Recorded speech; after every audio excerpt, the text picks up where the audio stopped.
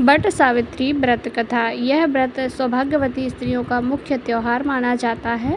मुख्यतः ज्येष्ठ कृष्ण की अमावस्या को किया जाता है। इस दिन बट वृक्ष की पूजा की जाती है। इस व्रत की कहानी और सत्यवान और सावित्री से जुड़ी हुई है।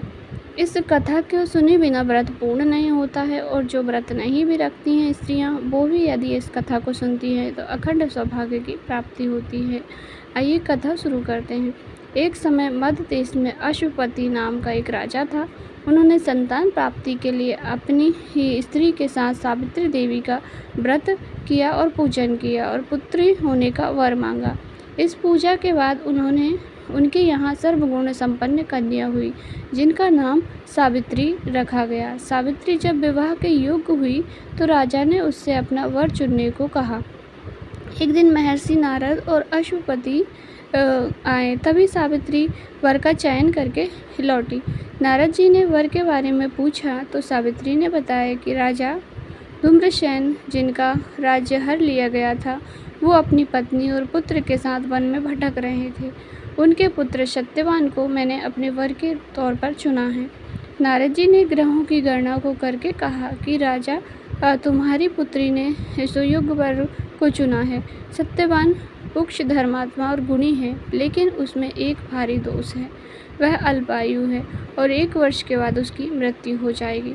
नारद जी की ऐसी भविष्यवाणी सुनकर उन्होंने अपनी कन्या से दूसरा वर चुनने के लिए कहा। इस पर सावित्री ने कहा कि आर्य कन्या एक बार अपने वर का चयन करती है और मैं सत्यवान का चयन कर चुकी हूँ और किसी और को अपने हृदय में स्थान नहीं दे सकती हूँ। सावित्री ने आगे कहा, पिताजी, अब मैं सत्यवान को अपना पति मान चुकी हूँ। सावित्री ने सत्यवान की मृत्यु का समय जान लिया। राजा ने सत्यवान के साथ सावित्री का विवाह कर दिया। वह वन में अपने सास ससुर की सेवा करते हुए रहने लगी। जब सावित्री 12 साल की हुई तो उसे नारद जी का वचन परेशान करने लगा। वह उपवास करने लगी और पितरों का पूजन किया। वह रोज की तरह सत्यवान के साथ लकड़ियाँ काटने वन में गई। सत्यवान जैसे ही पेड़ पर लकड़ी काटने गया, उसके सिर में पीड़ा होने लगी। वह नीचे आ गया और सावित्री ने उसका सिर अपनी गोद में रख लिया। सावित्री का मन डर से काँप रहा था। तभी उसने सामने से यमराज को आते देखा। यमराज सत्यवान की आत्मा को लेकर चल दिए और सावित्री भी पीछे पीछे चल दी। यमराज ने उसे वापस जाने को कहा, लेकिन सावित्री ने कहा कि पत्नी की सार्थकता इसी में है कि वो पति की छाया की तरह सेवा करे। उसने कहा कि उसके पीछे जाना ही मेरा स्त्री धर्म है। सावित्री के धर्मयुक्त वचन को सुनकर यमराज प्रसन्न हो गए।